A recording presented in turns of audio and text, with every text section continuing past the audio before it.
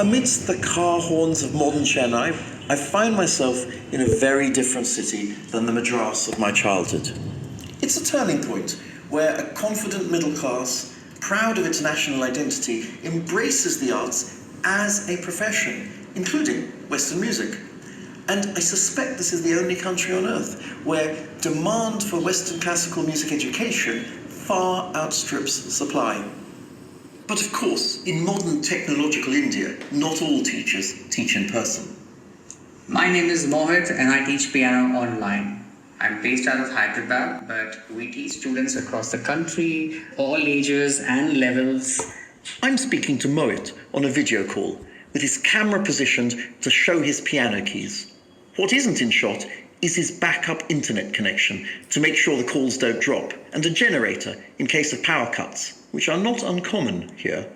When did you start to study music? At the age of 7, it was my mom and dad who said, you just get started, you never know what takes you where. And financially, we were having some difficult times.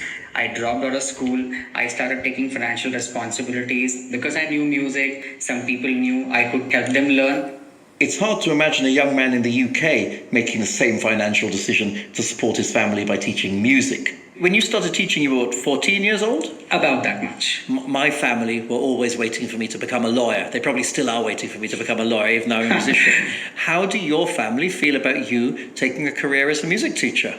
I am what we call Sindhis, like you have Gujaratis and Marwadis and Punjabis. I come from a caste that we call Sindhis, and Sindhis are known to be businessmen. Despite being into the teaching industry for 19 years myself, I still find it very hard to explain my relatives what I do for a living. How do you feel you fit in to the Western classical music scene in India?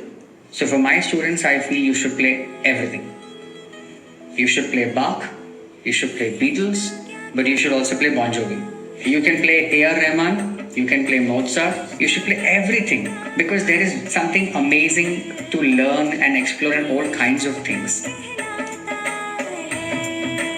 Mohit's enthusiasm for teaching his students a wide range of music is important because it gets to the very heart of the tension of the boom in Western classical music in India. Should the focus be on Western composers like Haydn, or Indian film composers like A.R. Rahman, or the rich legacy of Indian classical music? Indeed, how can all these musical influences be honoured?